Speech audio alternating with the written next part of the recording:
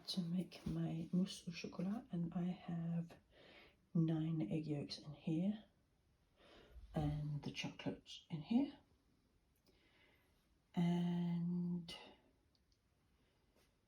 I am going to let the chocolate cool down a bit because I've just taken it off from the boiling water. You know, I use bain-marie to melt my chocolate with. It's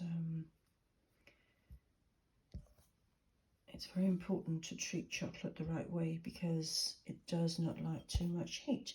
And you might see that the sides look a bit dirty. It was because I bought mainly milk chocolate, so I've added like actually this is actually a tea egg, but because the cocoa powder was very clumpy, so I put it in there and just shook it out into the chocolate. And now I'm just letting it cool down a bit.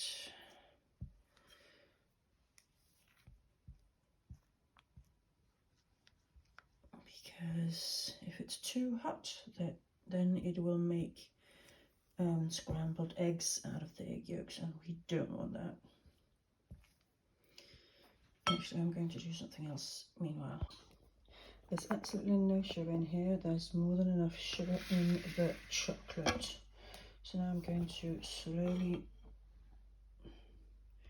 put in little dollops of the chocolate. Just a little bit at a time. And I'm not going to film while I whisk.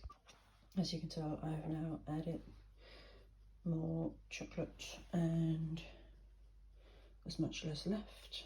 So, and I'm going to whisk again. This looks quite unappealing. It tastes good though. Yeah. So what happens next is that I shall be whipping the cream, and then when I've done that,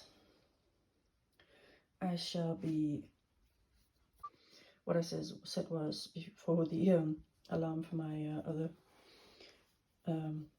dish went off, that I will be whisking the egg whites and then folding those in at the very last minute. So, and the funny thing about this old machine is that it is probably 12 or 13 years old, and I can't get these whisks out.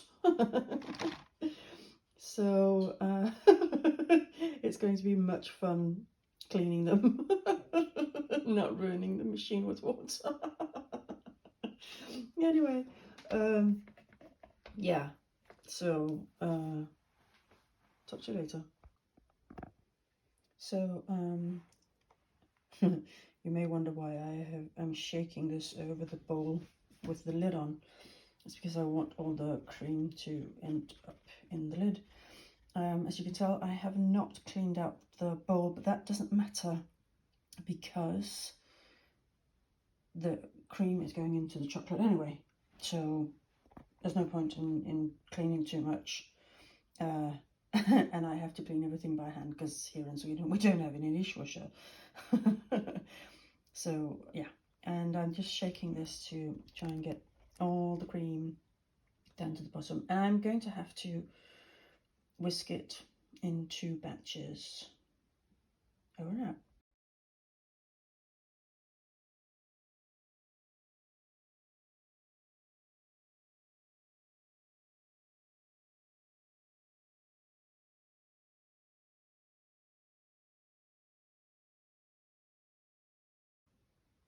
Now this looks truly delicious in my eyes when it's not entirely mixed. That is so beautiful to me. I know I'm a little bit nuts, but hey ho, it's okay. And this is only half of the amount of cream that goes in. So yeah, And then comes the egg whites. So the very best way in which to get egg whites that are this stiff is to use a metal bowl, as you can tell, and wipe it out with white vinegar. This is Swedish, so it says etik sprit.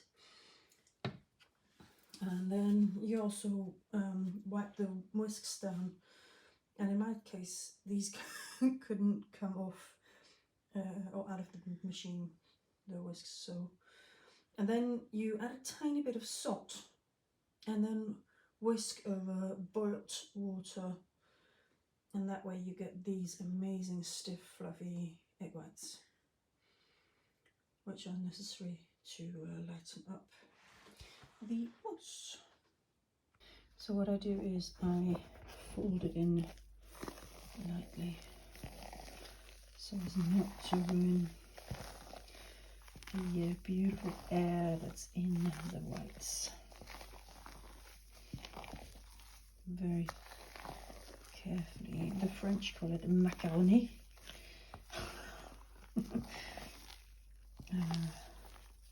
The English call it folded in.